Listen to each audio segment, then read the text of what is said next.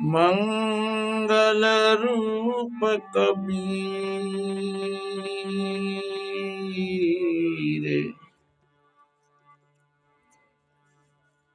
अर्ज सुनो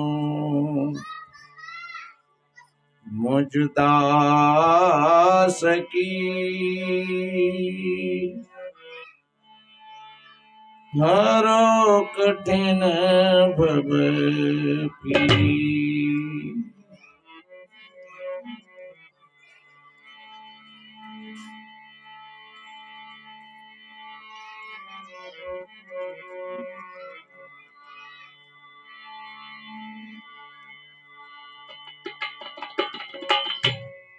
गुरु समान दाता नहीं,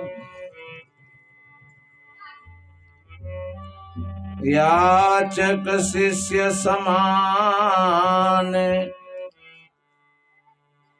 भूल भरम की औषधि,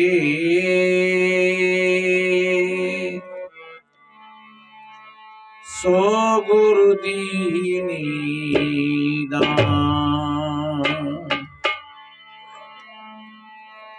भूल भरम की औषधि,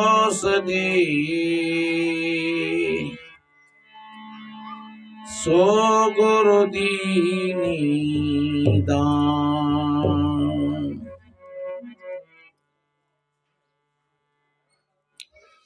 विश्व वंदनीय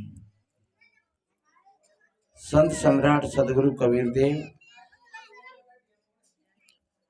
मुदमंगल में संत समाज, सभी धर्म प्रेमी सज्जन, शक्ति स्वरूपाएं माताएं और बहन,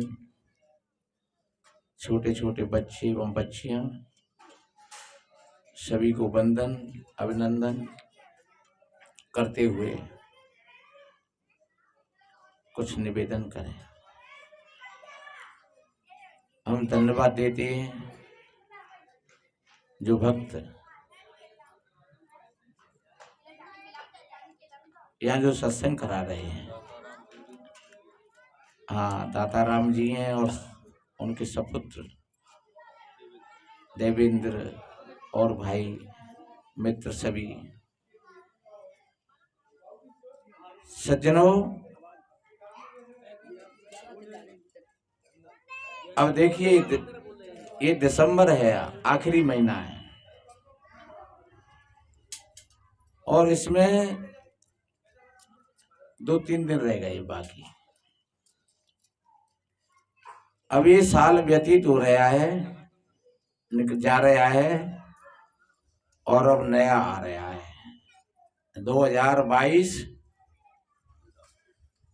जा रहा है और 2023 आ रहा है।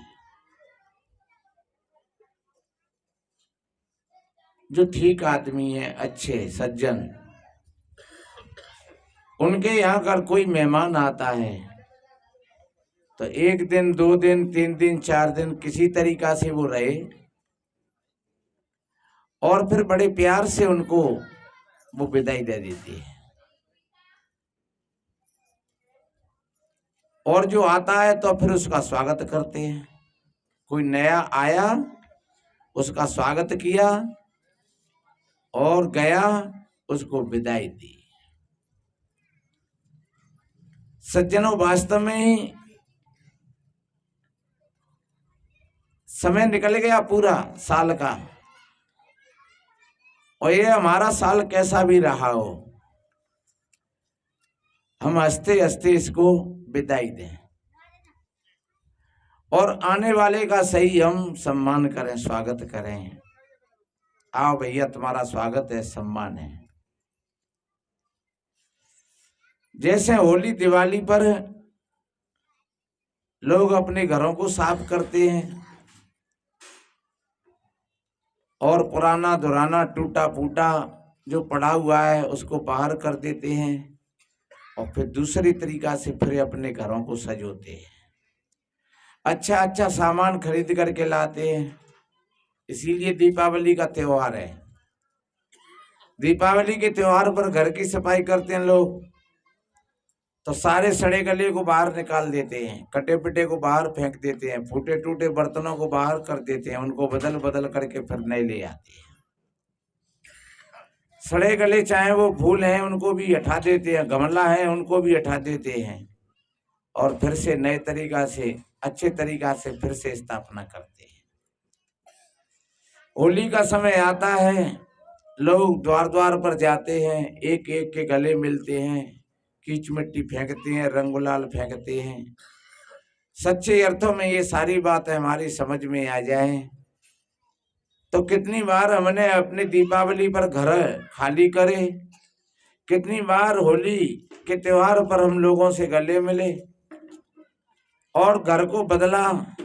अगर घर ठीक नहीं है तो तोड़ फोड़ करके दूसरा बना दिया।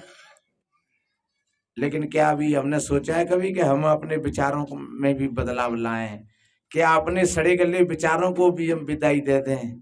क्या पुराने टूटे फूटे हमारे भीतर में जो विचार पड़े हैं ईर्षा द्वेष के, उन विचारों को भी हम अलग कर दें, फेंक दें? अगर ऐसा आपने किया है तो आपने ठीक समय के महत्व को समझ लिया। अगर आपने ऐसा नहीं किया तो आपके लिए कुछ बदलाव नहीं है, कुछ नया नहीं है। तुम तो वही सड़े गले मसाले को लेकर के घूमते रहते हो। दीपावली आई तो एक दो दिन के लिए आई, होली आई तो एक दो दिन के लिए आई, दशहरा आया एक दो दिन के लिए आया, रक्षाबंधन आया एक दो दिन के लिए आया। तो एक दो दिन हम स्नान कर लिए, नए कपड़े पहन लिए, घर को सजो लिया, लेकिन हमने अपने भीतर के विचारों में तो कोई परिवर्तन नहीं किया है। हमने गंदा भोजन नहीं छोड़ा, गंदा खान पान नहीं छोड़ा, गंदा अंडा मांस शराब नहीं छोड़े, ईर्षा द्वेष नहीं छोड़ा। तो समझ लो कि हमारा वो ही पुराना रल्ला चल रहा है पूरा का पूरा। इसलिए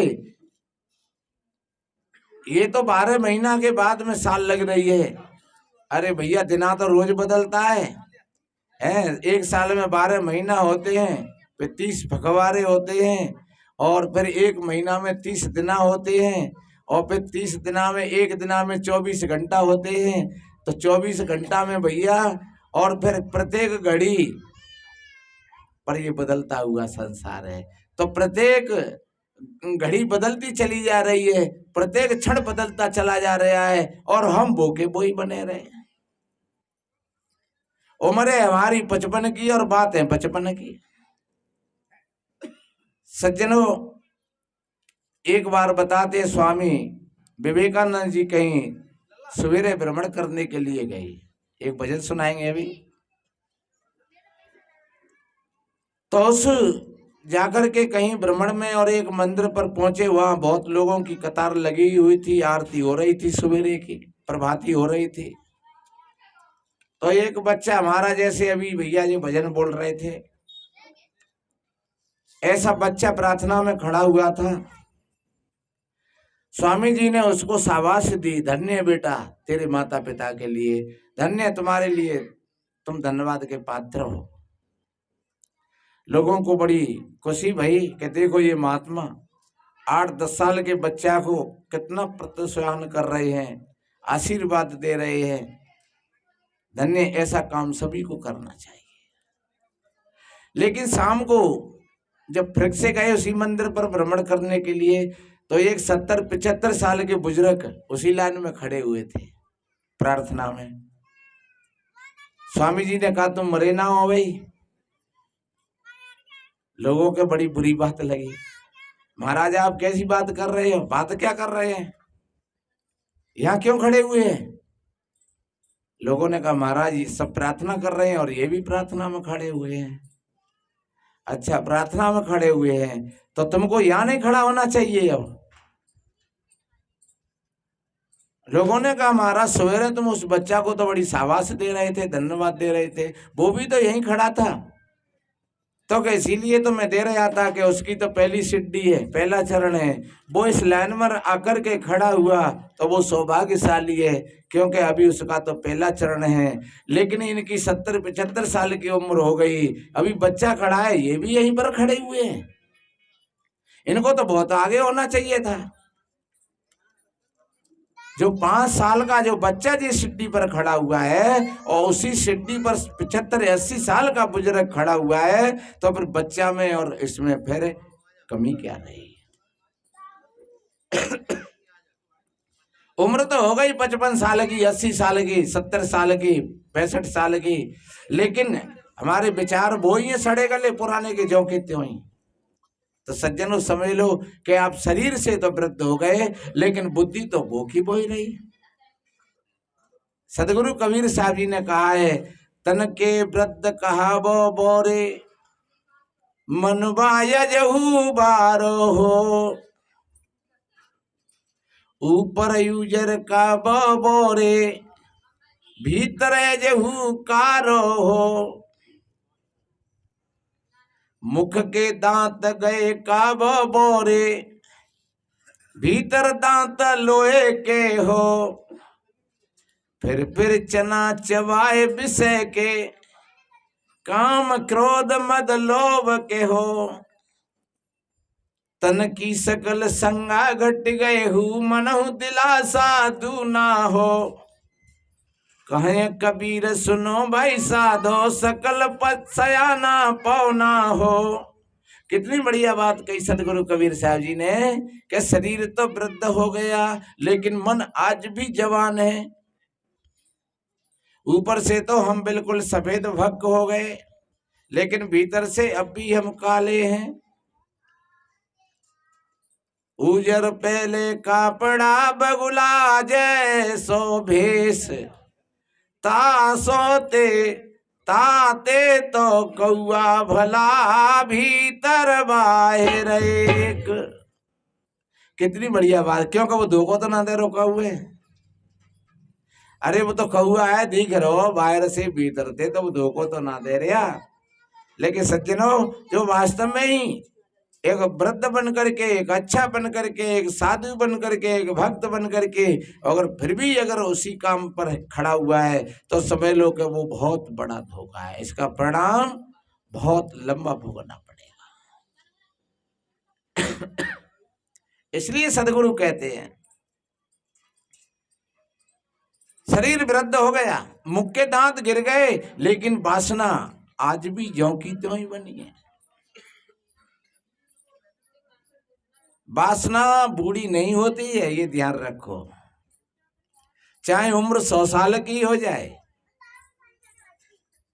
महाराज अयाती की 100 वर्ष की उम्र हो गई, ऐसा लिखा है।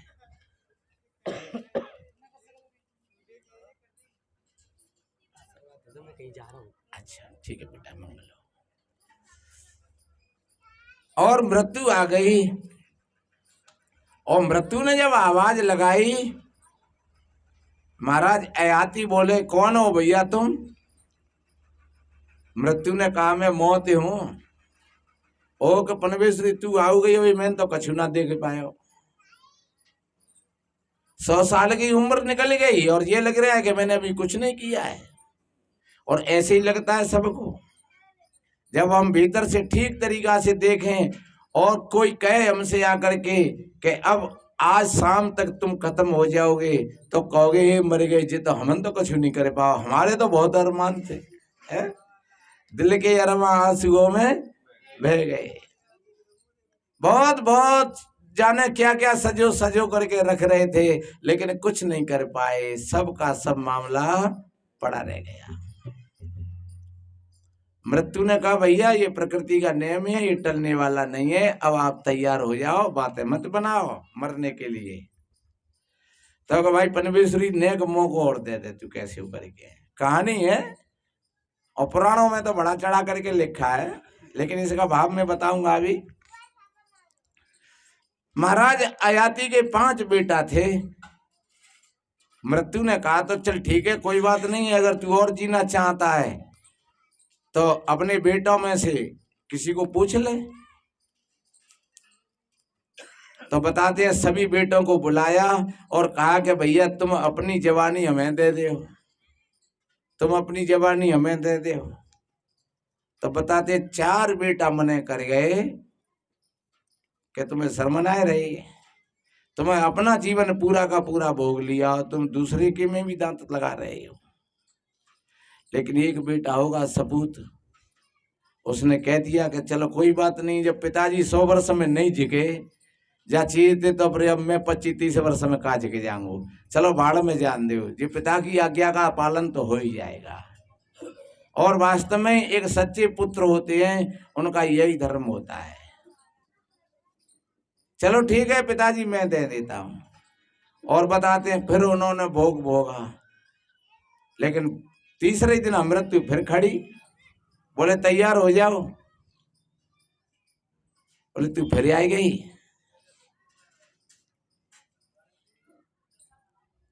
जब मृत्यु ने कहा कि अब वक्त टलने वाला नहीं है, तब ये राजा ने 2 मिनट ध्यान किया अपने आप में। तब ये ध्यान आया कि वास्तव में ये भोगों की जो आग है भोगान भोक्ता व्यमेव भोक्तम। मैं समझ रहा था कि मैं भोगों को भोग रहा हूं, लेकिन भोगों ने उल्टा मेरे को ही भोग लिया। वहां में आइए, सदगुरु कबीर कहते हैं बीजक में आइए कि मुझसे तरुण कहो को नार, केस गए मोरे गंगा नाथ, दांत गए मोरे पान खात।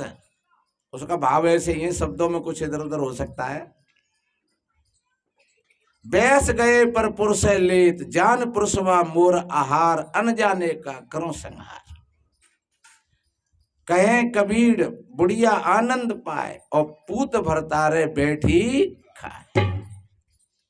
बुढ़िया हंस बोली नित ही बार, और मोते तरुण कहो को नार। वो बुढ़िया है, उसकी कोई सीमा नहीं है।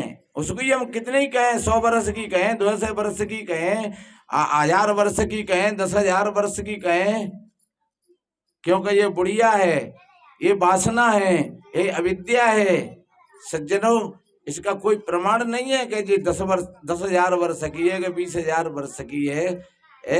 इसलिए सदगुरु कबीर साहब जी ने एक कैसा रूपक दिया है कि कोई बुढ़िया, और वो कह रही है कि मोते तरुणी और कौन हो सकती है। बैस गए मेरी पूरी जवानी पर पुरुषों को लेते चली गई, केस गए मोरे गंगा नाथ, दांत गए मोरे पान खात। ध्यान रखो सज्जनों, जब आदमी 60 वर्ष 70 वर्ष 80 वर्ष जी लेता है, दांत गिर जाते हैं, आंख काम नहीं करती है, कान काम नहीं करते हैं, और वो वासना बलवंती होती चली जाती है। और वो कहती है मैं, शरीर बूढ़ा होता है लेकिन वासना बूढ़ी नहीं होती है। इसलिए मेरे बहन भाइयों, ये वासना कितनी पुरानी है। ये जो वासनात्मक विचार है कितने पुराने हैं, हजारों वर्ष, जन्मान जन्मों के। सदगुरु कहते हैं अगर परिवर्तन करना है तो हमें इन्हीं में करना है। शरीर का परिवर्तन तो वैसे ही हो रहा है। बच्चा होता है, बच्चा कब चाहता है कि मैं जवान हो जाऊं? बच्चा चाहता है, क्योंकि बचपन जैसी मौज, चाहे ता लेटरिंग कर ले, चाहे ता लवशंका कर ले, माँ की गोदी में कर ले, पिता के कंधा पे कर ले, कोई डर नहीं, कोई चिंता नहीं, कोई भय नहीं, कोई टेंशन नहीं है। सारी देखभाल माता पिता के सानिध्य में है।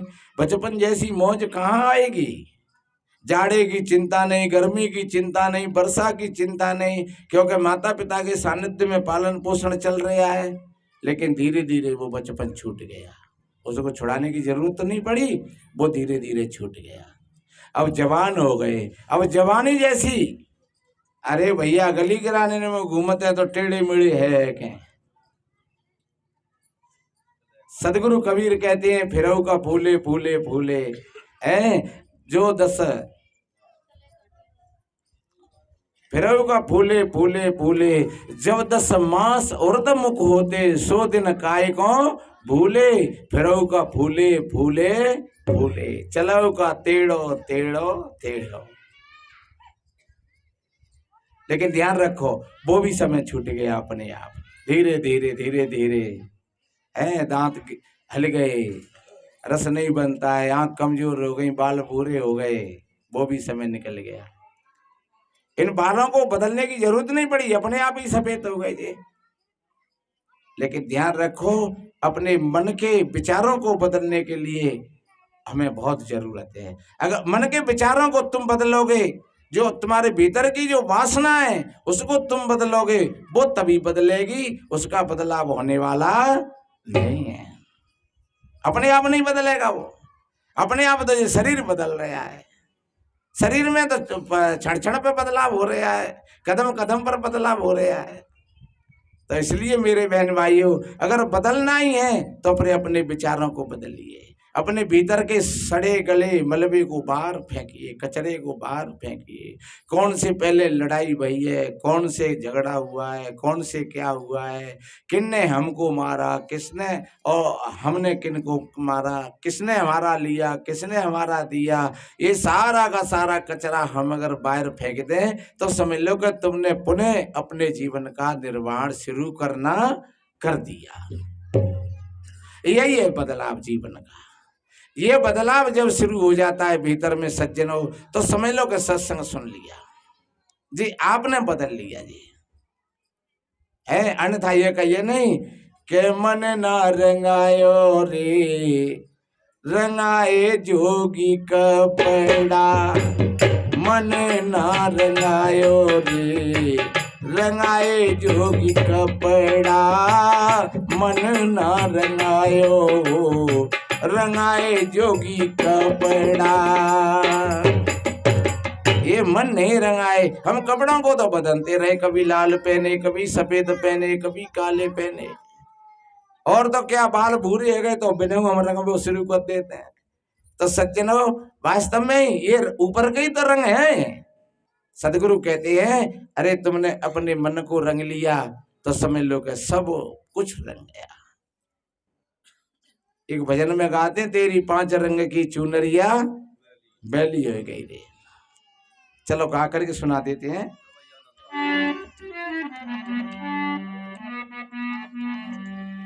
पुराने भजन हैं, बड़े सरल हैं, बड़े सहज हैं समझने के लिए।